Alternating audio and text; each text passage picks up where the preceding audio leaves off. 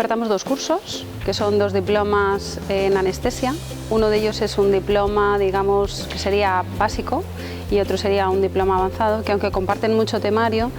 lo que es la sistemática y la modalidad de trabajo del alumno es muy diferente. El objetivo fundamental de estos dos diplomas es el preparar a los alumnos, tanto residentes como especialistas en anestesiología, para el examen europeo de anestesia que concede la ESA. El diploma de introducción de ciencias básicas en anestesiología prepararía para lo que sería la primera parte para el examen europeo,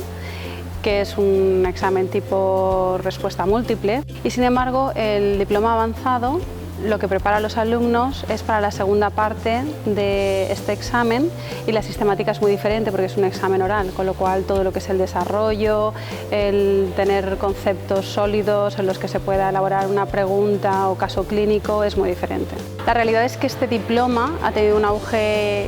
muy importante en los últimos años, y en España también ha habido un auge, supongo que también por la movilidad que existe en cuanto a especialistas en el ámbito europeo. Es un reconocimiento internacional, sobre todo estando en la Unión Europea, de que tienes un diploma en el cual puedes trabajar en otros países. También es verdad que, aunque sí que ha sido el objetivo final el hacer estos diplomas de preparación para el examen, cualquier otra persona que no quiera hacer el examen, pero sí que quiera una preparación en anestesiología complementaria, pues perfectamente puede realizarlo también, eligiendo tanto uno como otro según la modalidad de preparación que desee. La vinculación con la Universidad de Valencia es lo que nos promovió también a ofrecer un diploma reconocido también para el resto de gente. Profundizamos muchísimo en todo lo que es la fisiología,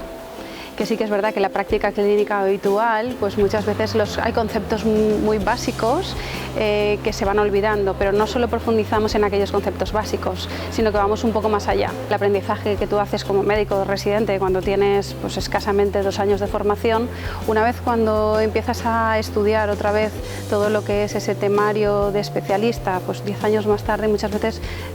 redescubres ámbitos de la fisiología y farmacología muy importante. Sobre todo yo creo que a nivel clínico es algo que se estudia mucho más, que tiene su parte clínica tanto en anestesia como en cuidados críticos, pero lo que posiblemente destacaría sería lo que sería el ámbito formativo de fisiología y farmacología.